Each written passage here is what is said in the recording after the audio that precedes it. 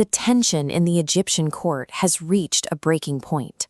Judah has just offered himself as a slave for his younger brother, Benjamin.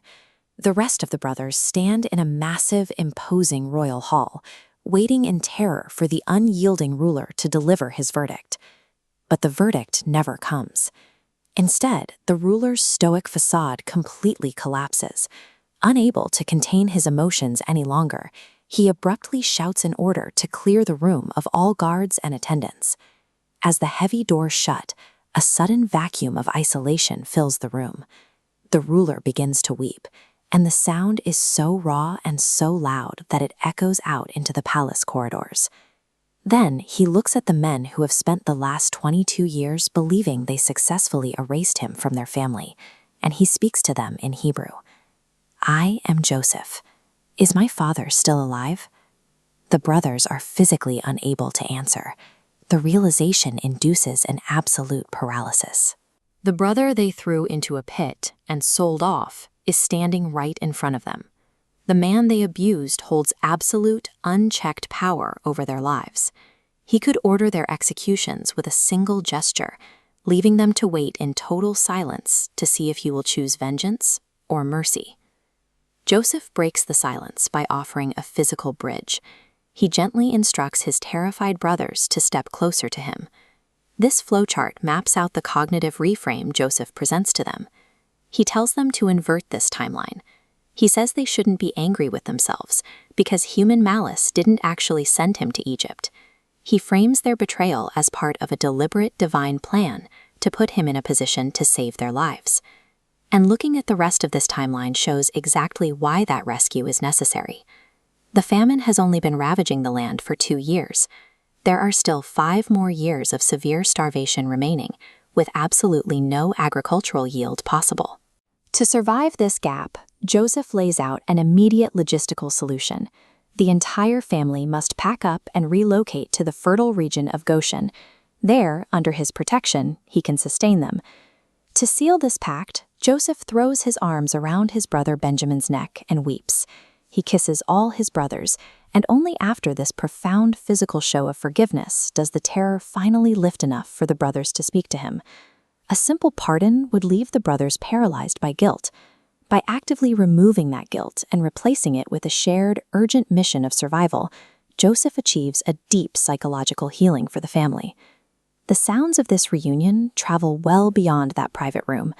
The news reaches Pharaoh's court, and rather than viewing these foreigners with suspicion, the Egyptian ruler responds with genuine enthusiasm. Pharaoh steps in with the full weight of his government.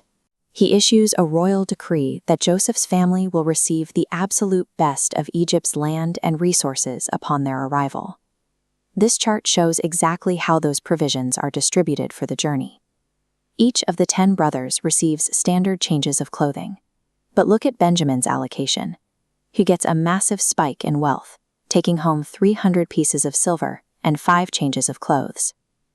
To physically move the family, Joseph mobilizes this wealth by giving the brothers royal Egyptian carts, fully stocked with food and provisions for the road. As they load up to leave, Joseph gives them one final instruction: do not quarrel on the journey.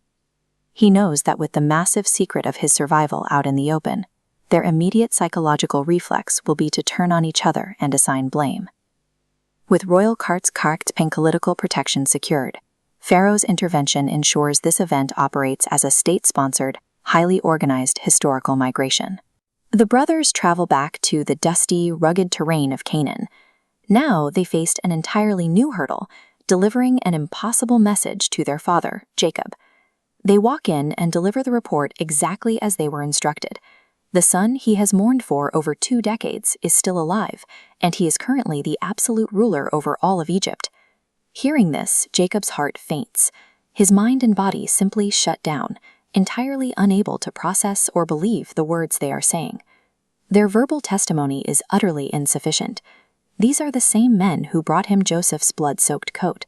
He cannot break through a 22-year-old trauma built on a foundational lie just because they say so. But then Jacob steps outside and sees the physical evidence. He sees the agalat, the highly ornate, technologically advanced royal Egyptian carts, sitting incongruously right there in the rough dirt of Canaan. He knows his sons could never acquire such things. This specific, undeniable physical evidence from the ancient world's superpower validates their wild story. Seeing the carts shatters the psychological wall Jacob has lived behind for decades. As the reality sets in, Jacob's spirit revives. The fractured past of this family is finally addressed, and Jacob declares he is ready to travel down into Egypt, setting the historical stage for everything that follows.